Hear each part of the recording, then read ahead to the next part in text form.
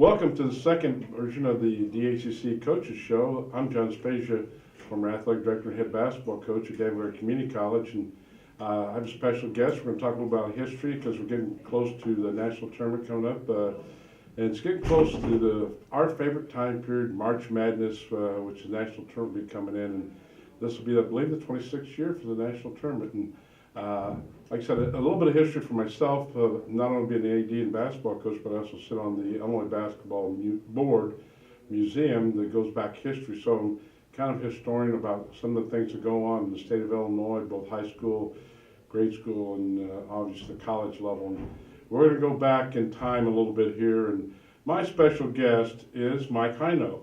Mike, at the time when we brought the national tournament here, and a little bit before, because I came to college in 1982 from Sheldon High School.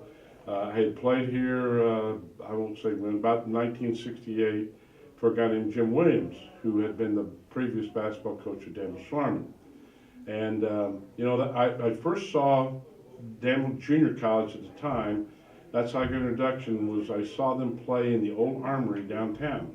And they played against Lakeland College, and the coach there was a guy named Jim Dudley, who just recently passed away. He's an Illinois Basketball Hall of Famer. And they had a guy named Rex Morgan, who ended up playing for Jacksonville when he played for the national championship with Artis Gilmore.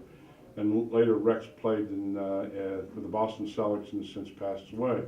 So I saw him play. The first junior college game I saw him play was in the old Armory, where Schlarman used to play, actually, and that's the National Guard Armory. Now, I think there's a shop or something in there now, but it goes all the way back to the history of Danville Junior College basketball. It goes all the way back to Glenn Murphy, who used to be the YMCA director, back in 1947, 1948. He was 2-0.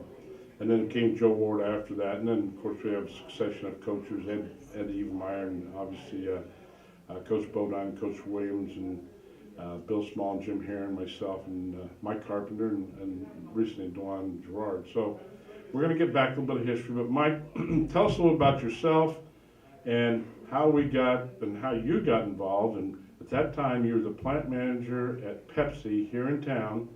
And a lot of people don't know this, but without Mike Hino and your input, scoreboards, sponsorship of the national tournament, the trophy case, you're the guy. So help us out, Mike. Tell us a little about yourself and how long you've been in Danville and what you've done. Well, there ain't much to say, Coach. I worked at Pepsi-Cola for 33 years. I did almost every job there, but probably my most enjoyable job there was as special events manager.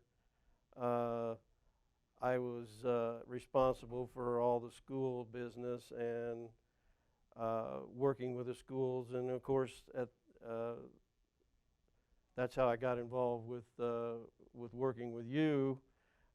What was your first year as coach with? It would have been I have to go back, 1982 when I first came here. And I can remember at that time, Pepsi would do a Pepsi night. I think it was about $1,000. We'd give out tickets all over, and we usually packed the gym, and it would go on and on. People don't realize we had Chief Illini Wick here and the Illinois Pep Band. I mean, I could go on and on of some of the events, but you were special from the standpoint with Pepsi, and we did some things back then.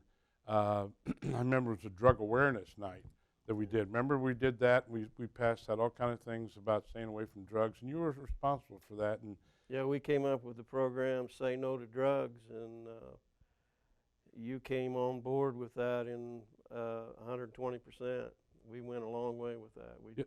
Yes, we did, and we packed the gym, and we had a great time with it. And then back in, it'd have been in 1994, we'd had Pepsi night, and then we came up. We said, "Hey, Mike, we're going to have a meeting."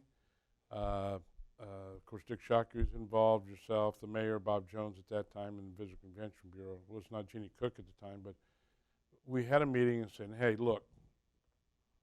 Delta College is going to give up to the national tournament, Division II. And what is the possibilities of Danville being involved with the national tournament. This was back in 1994, 93. And without your help, because you were the voice of Pepsi at that time, I think Gene Meganhart was at that time, but you were the plant manager in special events, and you were at the meeting. Give us a little bit of insight to how this all evolved, and how much Pepsi really has been involved over the course of time. Yeah, we were.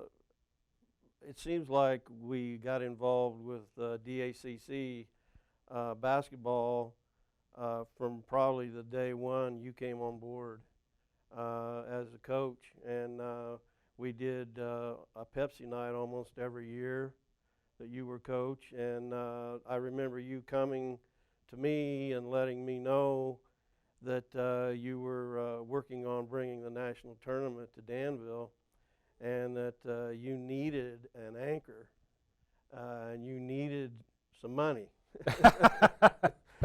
Anytime you get into the national tournament, at that time I was involved in the Coaches Association as the Division II representative at that time, and also later as the assistant region director. And the tournament in Delta had it was a unique situation because it was kind of in between a city. It'd be like having it in between Oakwood and Champaign, and that's how it came about. That we thought, and I thought, at the time, that the Danville has been a great community as far as volunteers. Not too many people know this. Go back in history. We used to hold the state tournament. It used to be all one region. It was Region 4, so everybody come and played in the state tournament. I used to recruit at Valparaiso University and recruited it at that time.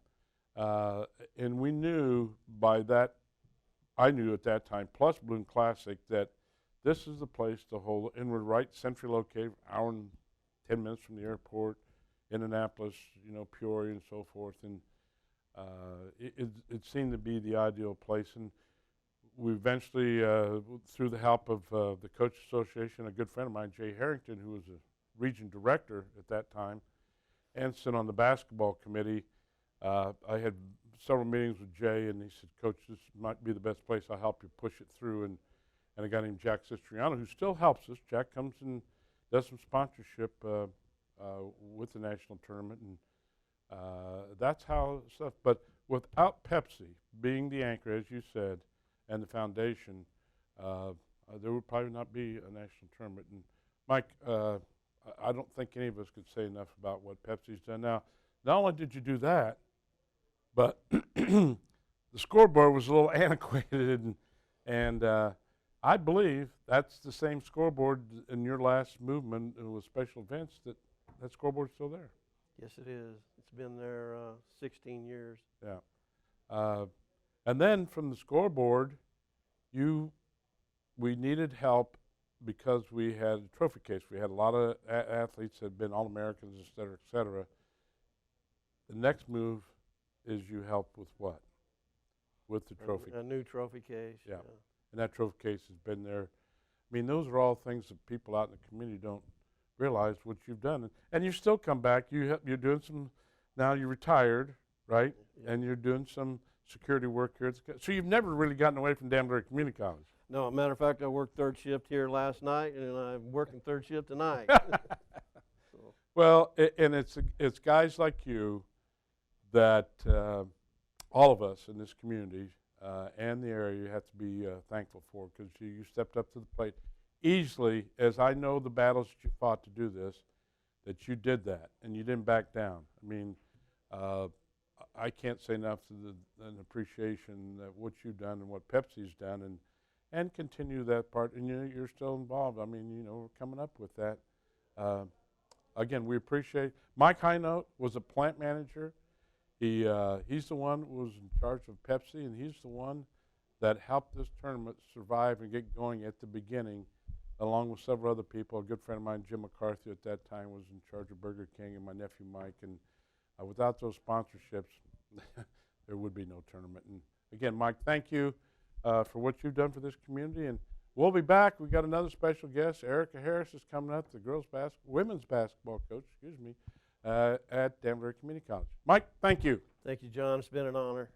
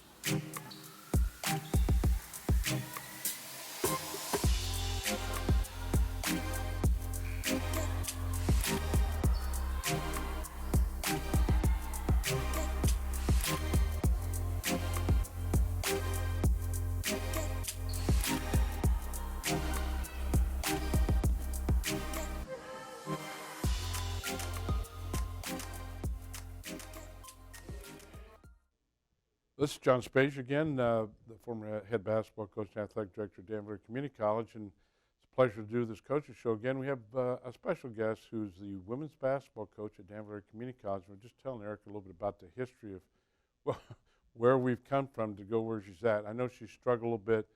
I got a little smile on her face. She'll be fine. I mean, it's anytime you change a program over, it's always never very easy, as we all know. And I think the Lord just mentioned about Brad Underwood, and we could go around the country, same thing.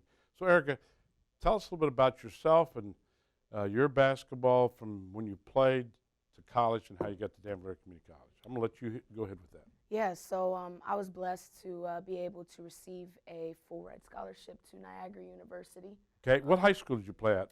I played at Gahanna Lincoln in Columbus, Ohio. Okay. So it's a pretty big high school, Division I high school. Lots of competition, played against a lot of girls who went very high. I've played against, girls who've gone to Duke. Another girl's gone to UConn. So played against some high competition, So from the Buckeye State, you go to New York. Yes. Tell us a little about that. So I went to New York, Niagara Falls, New York to be exact, and, had an amazing 4-year career there, and played there all 4 years. Then from there, I came back, started working corporate world, and hated it. So what corporate world, what did you do in corporate world? Let's go back to your major. What did you major in? So my major was sports management. Okay. I majored in sports management. I loved it. I knew that there was a lot of flexibility with it, and I knew that I loved sports, and I wanted to do something in sports. Obviously, at that time, though, around the 2009, that was when unemployment was around 10%, especially in Ohio. So it was very hard to find a job. So I was blessed enough at that time to be able to get a job with the state of Ohio working in unemployment. And so taking unemployment applications, which was very humbling. You hear a lot of people at a young age that have it way worse than you. And at that age, what am I, 21, 22? I think I have it figured out. So it was a very, very humbling experience. At that point, I was able to get a call from the former coach, Kyle Bent. And actually, I did some high school coaching in Columbus a little bit. I knew that wasn't for me. I had to talk to too many parents. And so at that point, I was able to get a call from Kyle Bent, the former coach here, who was one of my mentors, one of my really good friends. And he asked me to come along and be an assistant. Now, how'd you meet Kyle? Where was your relationship? So he actually worked some summer camps with one of my previous Niagara teammates, Michelle Manfredi. And so he, called her and said, I'm looking for a female assistant. Do you know anybody? Michelle Manfredi at the time knew that I wanted to get into coaching because I had been to the women's Final Four, the convention. So she passed my name along, and he called me, and literally it was just a match at first sight, with us working together. And so I came out here, I moved here, and from there it flourished. I think for young people out there, and people ask me so often about jobs and how do you get involved in coaching. In our business, I'm talking about the coaching business, it's a relationship type of situation. Full relationship. And this is how you got started, it's how I got started, and it's how people have moved up. People ask, well, how did Brad Stevens get to be the coach of the Boston Celtics? Well, I guarantee you, Brad Stevens was a grad assistant, Yep. just like everybody else. I could go through the list of them. And that is how it goes. That's how the trail is. And obviously now you've gone as an assistant at Danbury Community College. How many years were you here? So I was here for 2 years under Kyle and Mark Switzer, and we were 2014 conference champs. Now Mark is now the head girls coach at North Main High School. Yep. No Mark well. So you go from there. What happens next? They then asked me to be the head softball coach here. So I took that over for a little bit. I didn't know anything about softball, but I was still able to motivate those girls and get them thinking that they could do better than what they were. And so, you know, we got some wins on that year. They then asked me to be the full-time head coach, women's basketball coach here at that time. I didn't feel like I was ready. I got the call from Niagara University to come back to my alma mater, be an assistant at the Division I level, and I just feel like it was an opportunity I couldn't pass up. So I went back to my alma mater at Niagara University, and I was an assistant there and offensive coordinator there for 4 years. Okay, at the Division I level, what people don't understand, totally different environment. Oh, very much different environment. Because I was at Valpo for 3, and I understand that as an assistant, that's when they were making the change. And at the Division I level, things, you know, everything's kind of in place for you to do what you have to do. And you, that's basically, you did recruiting. I mean, you didn't worry about, unless maybe you did teach a couple classes, as opposed to here, you have another job here on campus. Yes, I do have another job. I'm the coordinator of the mentoring program here on campus, as far as with mentees, first full-time students, and as well as faculty and staff. I think here's, and I'm going to ask you some comparisons, and this is one of the things that people always used to ask me about, well, why did you stay at Danbury Community College as long as you did? At the level that you were at, Division I, as we said, it's a totally different ball game. You're being able to stay at that level sometimes is very difficult. Yes. And it becomes a transient transfer, who's tied into who. That's a little bit different. We're here now, you run your own program. I do, and I knew that I wanted to get to that point. I knew that once my 4th year was done with Niagara, I love Niagara. I will always be indebted to Niagara and Jada Pierce for giving me that opportunity, but I knew that I wanted to branch off and form my own program, build my own program, and I knew that DAC was an amazing opportunity for that with where the program was at. And so I went ahead and stepped out on faith and took that challenge. The challenge is here, as opposed to the Division I, you don't have full rides, you don't have dormitories. You know, travel's a little bit different. Yeah. You're in a van traveling, and I don't know how you traveled when you went to Quincy, but we used to charter to Quincy because we raised money to do that before. You know, you're talking to McDonald's, and you're not talking about the best places that you're going to eat at. And our kids and your kids, they have to pay for the rent. They have to do all those little things that the Division I people don't have to do. Absolutely. And that's, I think, motivating because you're able to share those experiences and say you can be here. You can get to that Division I level, but you have to work for it. As a player, if you want those amenities, you just have to work for it. I think here's the other challenge you have as a coach. You can ask this question, and people ask this also of me.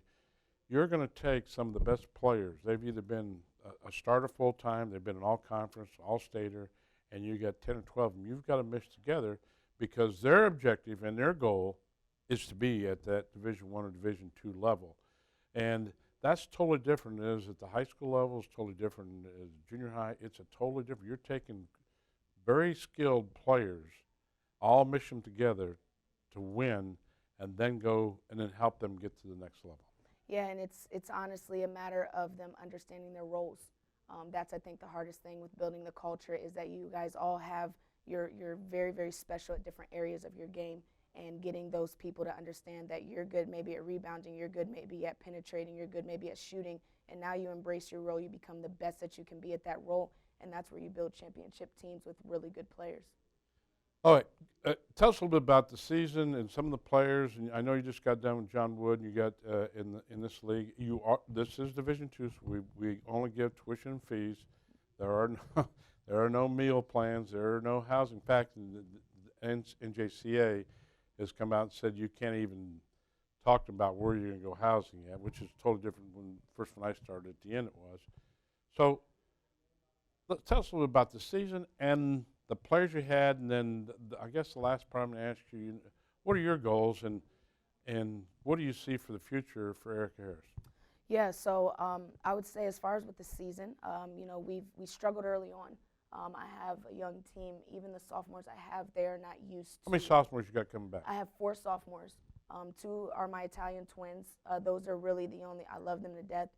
Those are really the only 2 who are used to playing 40 minutes a game. Okay, the 2 from Italy, I know people are going to ask, well, Erica, how did you get 2 girls from Italy to come to play at Danbury Community College? It goes back to relationships, Coach. It goes back to those relationships that you build with other coaches.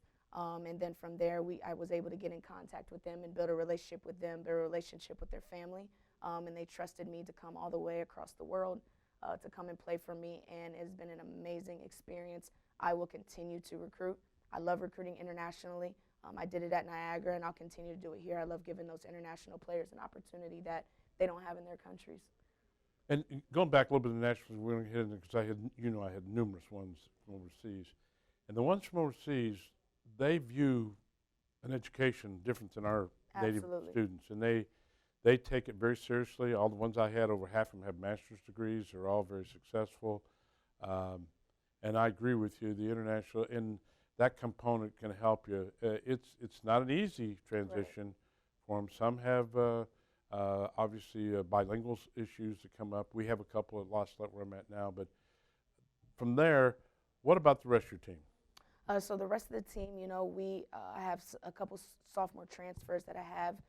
One from Moberly Area Community College, and so she's been really, really good for us. Rachel Spencer, our point guard. And where's she from? She's from Chicago area. Okay. She went to Morgan Park High School, so competitive high school. And so from there, everybody else is really young. And so we're learning how to win. We're learning what it takes to win, that you just can't say that you want to win. So we struggled early in the season. We're starting to play better basketball. We're starting to play better team basketball. We dropped one versus John Wood the other day. But again, that comes with winning and understanding you have to come consistent every single day. And so what I look for the future is continue to build this culture. Year 2 is the hardest because, yes, you might have the talent, but the culture is still catching up to the talent. And so what I see for this women's program, I want to take it to places it hasn't been, which is to the national tournament. So where do I see the future for Erica? Future for Erica is to make it to the national tournament and for Danville Area Community College women's basketball program to be conference champs, regional champs, and get to that national tournament, make history. What area players do you have? Can you tell us a little about some of the area players? Yep, so I have a girl from Bismarck. I also have another, Hunter Edwards. I have another girl from Westville, Jasmine Severado.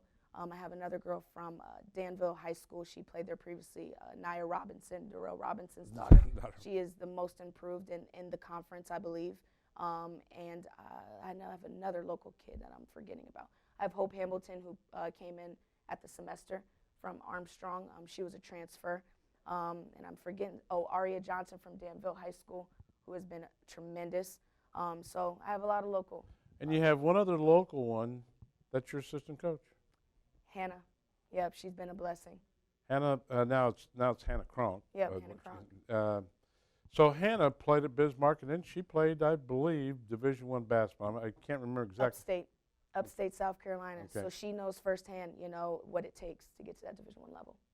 So now your future is, you mentioned those goals, which is to get a conference title, a region title, and of course I've followed a long time. Lorraine Ramsey at Illinois Central was very successful, won several national championship, and Carrie Redeker, who's now the head coach at Illinois Central. I know Carrie because we sit on a couple of committees together. And we've played for the region championship. It seems to be the ICC Cougars were always in our way to get to the national tournament. She's done an amazing job over there. Yeah, and she used to be at Parkland, and she's from the area. She's from Crescent City, and the Assistant Park area. Well, we're getting down to the end. It's a pleasure to see Eric. She's back in, come all the way from Division I to come and be the coach here at Danville Community College. That's a treat, and it's going to take time, as you said, and we're very blessed to have her, and I'm very happy to do this coaches show. Again, thanks to Laura and Mr. Miller to do this. It's important for the people out to understand the history of Danville Community College and the coaches that are involved. We have a very good program, and we're getting better all the time. Thank you.